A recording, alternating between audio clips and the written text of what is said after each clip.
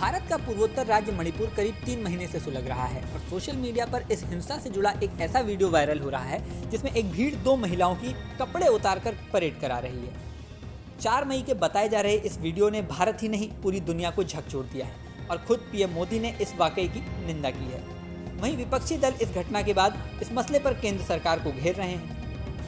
यही नहीं, supreme court के चीफ जस्टिस DY चंद्रचूड़ ने भी इस मसले पर राज्य सरकार से एक्शन लेने को कहा है और ऐसा नहीं होने पर खुद इस मामले में हस्तक्षेप करने की चेतावनी दी है। इस वीडियो में हम आपको बताएंगे कि आखिरकार मणिपुर में भड़की इस हिंसा की असली वजह क्या है। हिंसा की वजह को समझने के लिए पहले हमें मणिपुर को समझना होगा। मणिपुर में 16 जिले हैं। राज्य का भूभाग मुख्य रूप से 2 हिस्सों में बटा है, पहला इम्फॉल घाटी और दूसरा पहाड़ी जिले। इम्फॉल इस सूबे की राजधानी है और घाटी में 5 जिले हैं। इसमें मैतेई समुदाय का बोलबाला है। ये लोग मुख्यतः हिंदू हैं। मणिपुर की आबादी में मैतेई समुदाय का हिस्सा लगभग 53% है।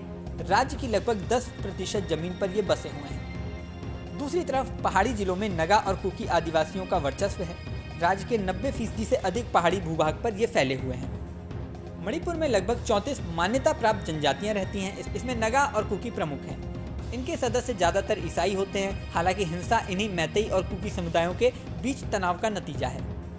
दरअसल मैतेई समुदाय के लोग कई सालों से खुद को अनुसूचित जनजाति की लिस्ट में शामिल करने की मांग कर रहे हैं। जब ये मामला मणिपुर हाईकोर्ट में पहुंचा तो अदालत ने मणिपुर सरकार को जनजाति मामले में मंत्रालय से उस रिपोर्ट को पेश करने के लिए कहा जिसमें मैतेई समुदाय को जनजाति का दर्जा देने की सिफारिश की गई है। अदालत ने मैतेई समुदाय को अनुसूचित जनजाति का दर्जा देने का फैसला किया, जिसके खिलाफ सुप्रीम कोर्ट में याचिका दायर की गई। दरअसल मणिपुर में ST समुदाय का कहना है कि मैतेई को OBC और SC का दर्जा पहले से प्राप्त है। राज्य के संसाधनों पर उसका हक पहले से ही ज़्यादा है।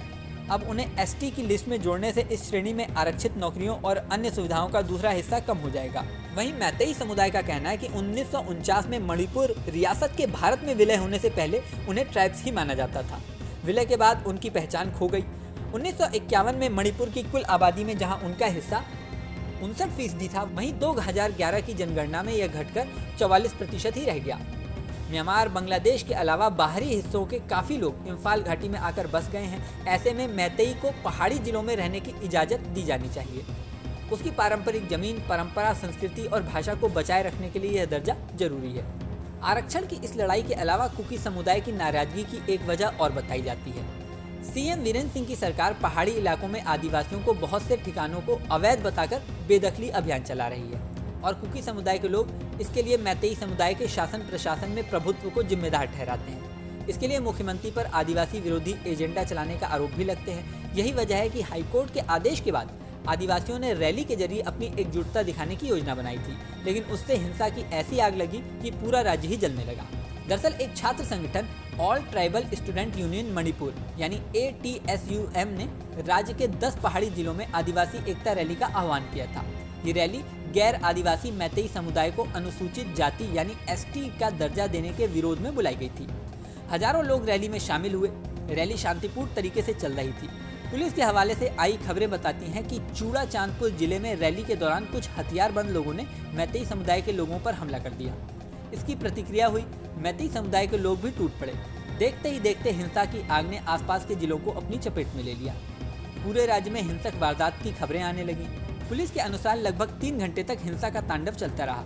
तमाम दुकानों और घरों को फूंक दिया गया। लोगों को बाहर निकाल कर मारा पीटा गया। इम्फॉल घाटी में भी घरों में तोड़फोड़ की गई। इसी वाकई के बाद मणिपुर में हिंसा का ऐसा सिलसिला शुरू हुआ जो अब तक थमने का नाम नहीं ले रहा है।